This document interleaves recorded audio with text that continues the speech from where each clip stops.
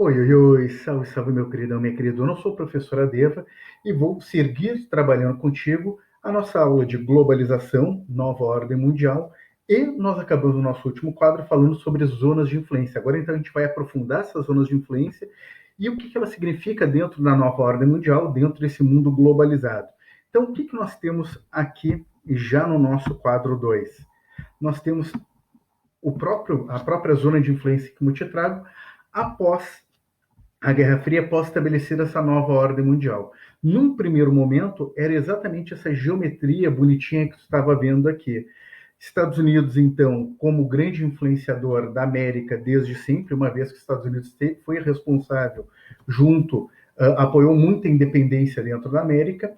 A Europa, dentro daquele centro ali, Europa, África, e a Europa influenciando, sim, a África, dentro da sua ligação direta com o neocolonialismo, e nós vamos ter na Ásia, aqui na Ásia, então, ela passando pela zona de influência do Japão. Por quê?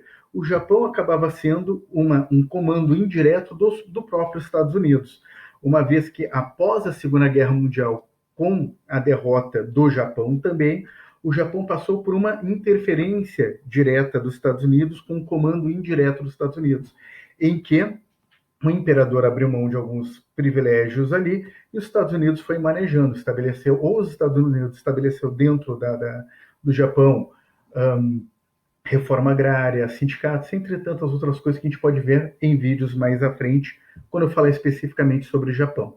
Seguindo, então, essa zona de influência, hoje ela não é mais assim.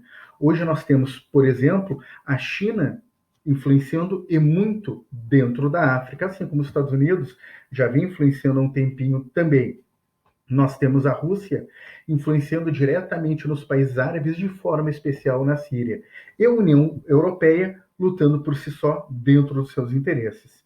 Seguindo aqui no próximo quadro, então, a gente vai ver como vem acontecendo essa transformação já há algumas décadas, em que os Estados Unidos está perdendo a sua força soberana e cada vez mais a China vem se implementando, principalmente após a sua grande união com a Rússia. Seguindo então, deixa eu mudar de lugar aqui agora. Seguindo, então vou conversar contigo sobre a questão da disputa de zona de influência, ou seja, disputa de poder entre a União Europeia e a Rússia, que foi exatamente sobre a Ucrânia. O que acontece?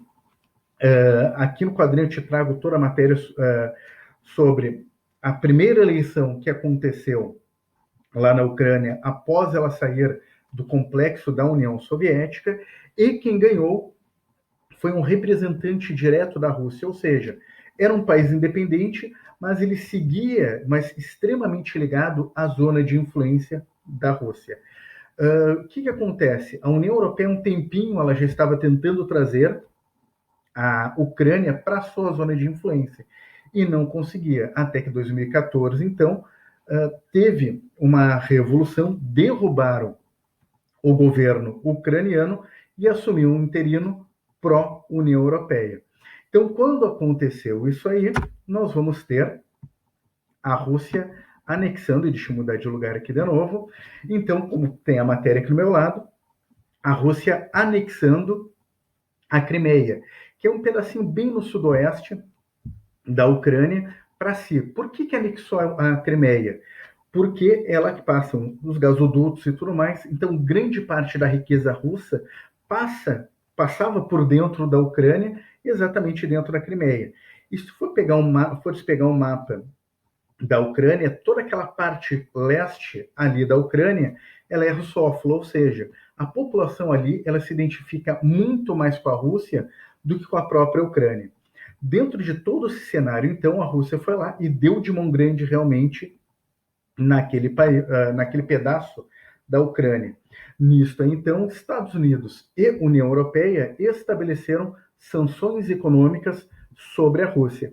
A Rússia, então, que estava seguindo relativamente sozinha, acaba encontrando na China uma grande parceira. Ou seja, mudamos mais uma vez de zona de influência e nós vamos ter a Rússia se juntando com outro país para ter mais força ainda dentro das suas relações de poder.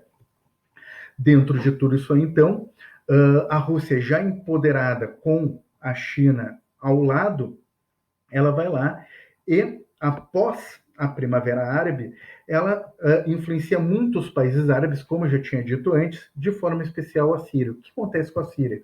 Foi o único país dentro da Primavera Árabe que não caiu e não foi para o lado dos Estados Unidos. Por quê? Todos os outros países cujos ditadores caíram, ditadores que, por sinal, eram aliados dos Estados Unidos, mas ditadores que caíram somente na Síria não caiu e somente para a Síria não acabou se alinhando com os Estados Unidos. Por que eu estou dizendo isso aí? Porque todos da Primavera Árabe, todos da África Setentrional que caíram, se aliaram nos Estados Unidos. Deva, mas e o Egito? Na verdade, o Egito caiu, passou por um golpe militar e o presidente dele hoje é o general Sirsi, aliado aos Estados Unidos. Então, o que a Rússia está fazendo ali? A Rússia foi lá e está ajudando o Bashar al-Assad a não cair. Porque se ele cair, obviamente, o grupo que vai assumir também vai ser pró Estados Unidos. Então, o que os Estados Unidos querem tudo isso aí? O que ele sempre quer em toda aquela região do Oriente Médio e África Setentrional? Manutenção da commodity do petróleo num preço estabilizado. Bueno, nisso aí os Estados Unidos estavam utilizando um dos grupos a seu favor. Na verdade, o que ele dizia? Nós tínhamos, dentro do grande quadro nesse momento, Estados Unidos num lado, Rússia no outro, como se fosse uma guerra fria realmente, sem se digladiar diretamente. Aí nós tínhamos os curdos num lado, a Síria do outro e o Estado Islâmico no meio. Tanto a Síria dizia que estava ajudando, tanto a Rússia dizia que estava ajudando a Síria a combater o Estado Islâmico, quanto os Estados Unidos dizia que estava ajudando os curdos a combater o Estado Islâmico. Na verdade, ambos queriam vencer aquela territorialidade e manter o petróleo ou passando para o lado dos Estados Unidos ou se mantendo na Síria, parceira da Rússia, então. Bueno, então, os curdos que no governo Obama eram um grande parceiro dos Estados Unidos e já cantava a pedra, eu não esperava que fosse tão rápido assim, eu cantava já a pedra, olha, esses que hoje são aliados dos Estados Unidos um dia vão ser chamados de terrorista. Assim como a gente já tem todo o histórico, os Estados Unidos sempre faz isso aí, ele vai lá, arranja um parceiro, esse parceiro num determinado momento não serve mais para os Estados Unidos passa a chamá-lo de terrorista. E olha só a matéria que eu te trago aqui, Trump diz que o grupo curdo pode ser ameaça terrorista maior que o Estado Islâmico. Na verdade, o que aconteceu? Disseram para o Trump que o PKK é um grupo comunista, feminista e daí por diante, e aí o Trump foi lá e disse que não vai mais apoiar e retirou as suas tropas realmente, deixando que os curdos fossem atacados, inclusive, pela própria Turquia. Aí foi lá, buscou ajuda com os russos, conseguiu no primeiro momento, e aí depois os russos se juntaram com os turcos para jogar, então, os curdos para outro lado. Então, olha só, tudo isso aí são jogadas dentro dessas zonas de influência. Hoje tu serve, amanhã não serve mais. E o Brasil, então, meu queridão, minha queridona, deixa eu mudar aqui para não atrapalhar a matéria. O Brasil, então, durante um bom tempo, ele estava dentro da zona de influência chinesa. Isso aí quer dizer o quê? Que o Brasil seguia, arrumava o seu mercado conforme também os interesses lá da China. Quando aconteceu o impeachment da presidente Dilma e assumiu o presidente Temer, o primeiro chanceler, ou seja, o primeiro-ministro das Relações Exteriores do Temer, foi exatamente o José Serra, que é da matéria que eu estou te trazendo aqui. O Serra, então, disse que estava desalinhando o Brasil da China e trazendo de volta de uma forma despartidarizada, mas já dando indícios que iria se aliar de novo aos Estados Unidos. Coisa que eu critiquei muito à época e sigo criticando. Por quê? A China é a principal compradora dos produtos brasileiros. Concordando ou não com a Divisão Internacional do Trabalho, aquilo que nós produzimos, nós vendemos principalmente para a China. E o restante que a gente vende dentro do Mercosul. Bueno, o Brasil, então, estava mudando dessa zona de influência do seu maior comprador para o seu maior competidor, que é os Estados Unidos. Aquilo que o Brasil exporta, os Estados Unidos exportam também, então estão dentro dessa competição. Passado o governo Temer, sabemos que foi eleito o governo do Bolsonaro, então. E o governo Bolsonaro ficou mais ligado ainda dos Estados Unidos. Então, tudo que o Trump fala, o Bolsonaro vai lá e fala amém logo em seguida.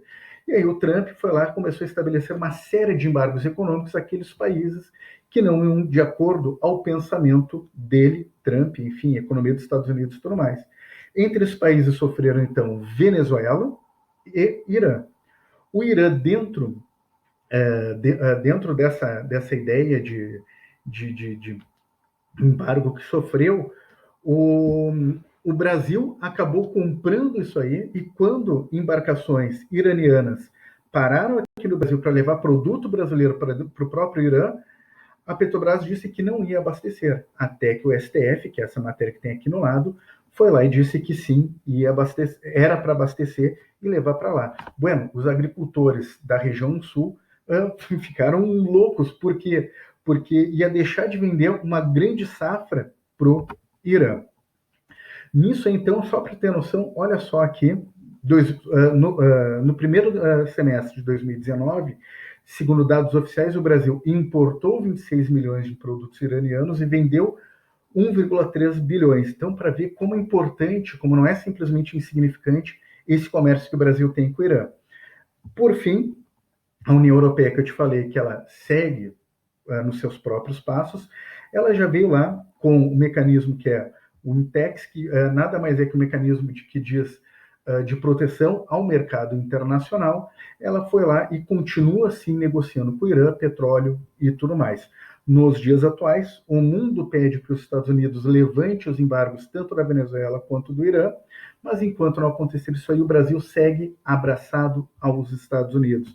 Olha só, mais uma vez, questão de zonas de influência. Aqui nós estamos ligados. Estados Unidos tem mais poder, estamos ligados a ele, então, seguindo todo o seu protocolo, beleza? Então aqui fechamos o nosso vídeo sobre zonas de influência, que eu queria que tu tivesse uma noçãozinha um pouco mais de como é que o mundo anda, beleza? Até a próxima.